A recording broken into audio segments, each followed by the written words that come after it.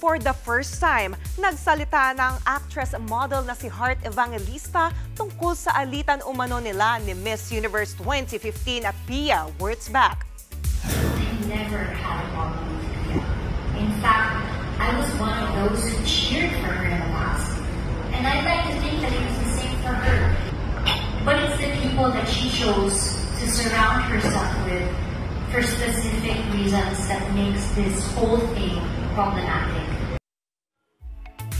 Yan ang sagot ni Heart sa panayam kanina nang matanong siya tungkol sa pagkukumpara sa kanila ni Pia. Wala naman daw siyang problema kay Pia at sinuportahan pa nga raw niya noon ang beauty queen. Say ni Heart, yung mga taong nakapaligid kay Pia ang problematic.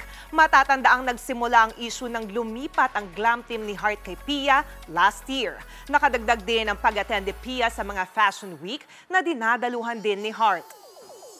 If I have a message to Pia, it would be, congratulations. You have what you needed. I wish you nothing but the best. And good luck.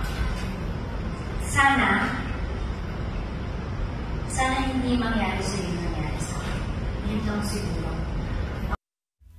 Mga kapatid, Jania Lipon po, laging maging updated sa latest sa entertainment and lifestyle para maging una sa balitaan. Bisitahin at mag-subscribe na sa social media pages ng News 5.